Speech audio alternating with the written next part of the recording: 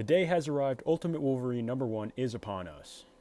This issue starts with two soldiers on a plane talking about Wolverine directly in front of him. They're like, you think he can hear us? Why don't you ask? I'm not asking him because nothing about him creeps me out, and they're clearly afraid of him. I mean, look at this guy. He just is a unit of fear.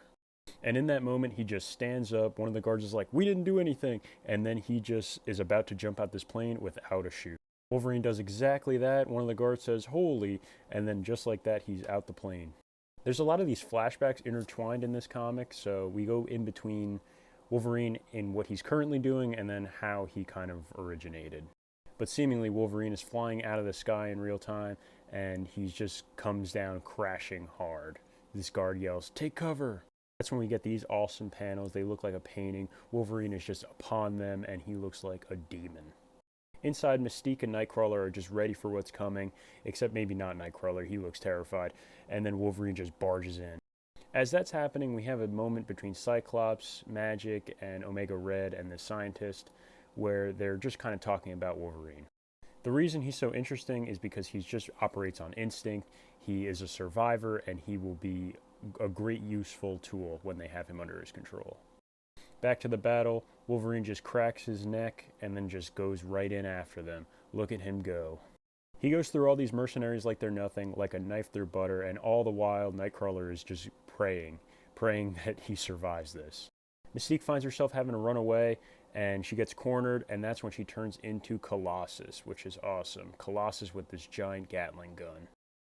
Mystique is just concerned because Wolverine does not hesitate to go right at Colossus with those claws, but Colossus is able to knock him and then start firing.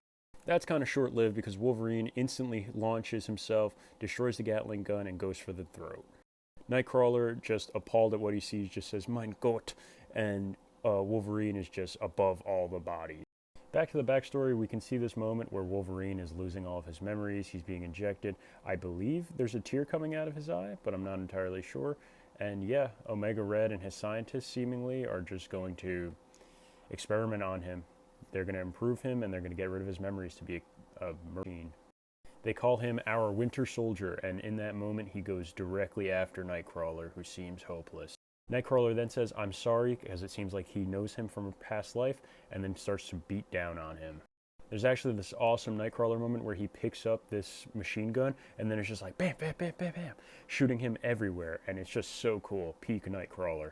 This doesn't last for long, as Logan does one sniff, and then just catches Nightcrawler lacking right in the goat. And then Nightcrawler's like, Logan, if you're there, just know that we tried to come back for you. So something definitely happened in Wolverine and, I don't know, Nightcrawler / this X-Men's past. I'm sure we'll find out about that more, but Wolverine just leaves, looks at one of these soldiers, and stoically just exits. We see more of the brainwashing going on as Wolverine's just being forced to be shown who his enemies are, and yep, this is who our Winter Soldier is. Back on the plane, he takes off his helmet, he sniffs what is on his helmet, and just sits there with seemingly no remorse. And we get Nightcrawler's continued prayer. Next time we'll find out more on Ultimate Wolverine. Thanks, guys.